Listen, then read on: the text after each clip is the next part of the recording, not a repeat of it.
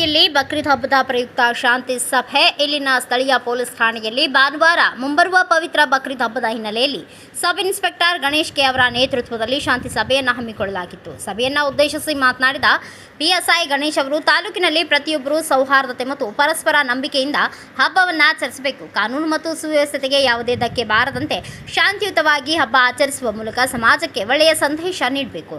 ಯಾವುದೇ ಗೊಂದಲಗಳಿದ್ದರೆ ಸಾರ್ವಜನಿಕರು ನೇರವಾಗಿ ಪೊಲೀಸ್ ಇಲಾಖೆಯ ಗಮನಕ್ಕೆ ತರಬೇಕು ಎಂದು ಮನವಿ ಮಾಡಿದರು.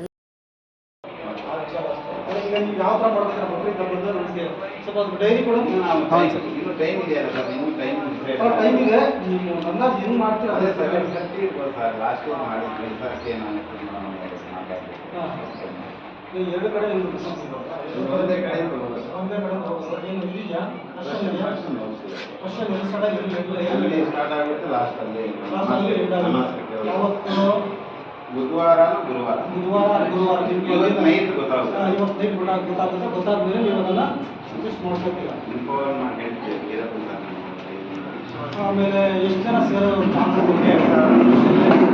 ರಂಜಾನ್ ಮೇಲೆ 3,000 ಆಮೇಲೆ ಇದರಲ್ಲಿ ನಿಮ್ಮ ಕ್ವಶನಲ್ಲಿ ಇದೇನೋ ಅವರಿಂದ ಯಾರಾದರೂ ಬರೋ ಚಾನ್ಸಸ್ ಇದೆಯಾ? ಇಲ್ಲ ಸರ್, ಚಾನ್ಸ್ ಇದೆ. ಪೊಲಿಟಿಕಲ್ ಯಾರು ಬರಲ್ಲ, ನೋಡಿಲ್ಲ ಕೊಂದು ಹಾಕ್ತೀನಿ.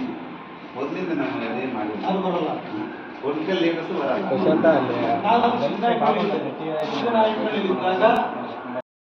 ಇವತ್ತಿನ ದಿನ ನಮ್ಮ PSI ಸಾಹೇಬರ ನೇತೃತ್ವದಲ್ಲಿ ಬಕ್ರೀದ್ ಹಬ್ಬದ ಪ್ರಯುಕ್ತ ಶಾಂತಿ ಸಭೆಯನ್ನು ಏರ್ಪಡಿಸಲಾಯಿತು. ನೀವೆಲ್ಲರೂ ನಿಮ್ಮ ಸಮಯ ತೆಗೆದುಕೊಂಡು ಶಾಂತಿ ಸಭೆಗೆ ಬಂದಿದ್ದೇವೆ. ಆದ್ದರಿಂದ ನಮ್ಮ ಚೇಳೂರು ಪೊಲೀಸ್ ಠಾಣೆಯಿಂದ ಎಲ್ಲ ಅಧಿಕಾರಿ ಸಿಬ್ಬಂದಿ ವರ್ಗದವರಿಂದ ನಿಮಗೆ ವಂದನೆಗಳನ್ನು ತಿಳಿಸ್ತೀನಿ.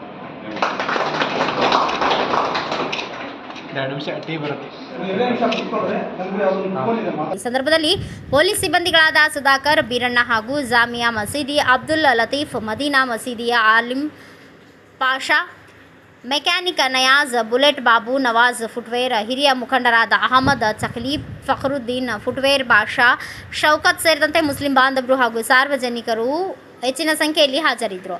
ಬ್ಯೂರೋ ರಿಪೋರ್ಟ್ ಯಾರಬ್ಬಯ್ಯಂ, ಭಾರತ ವೈಭವ ನ್ಯೂಸ್, ಚೇಳೂರು.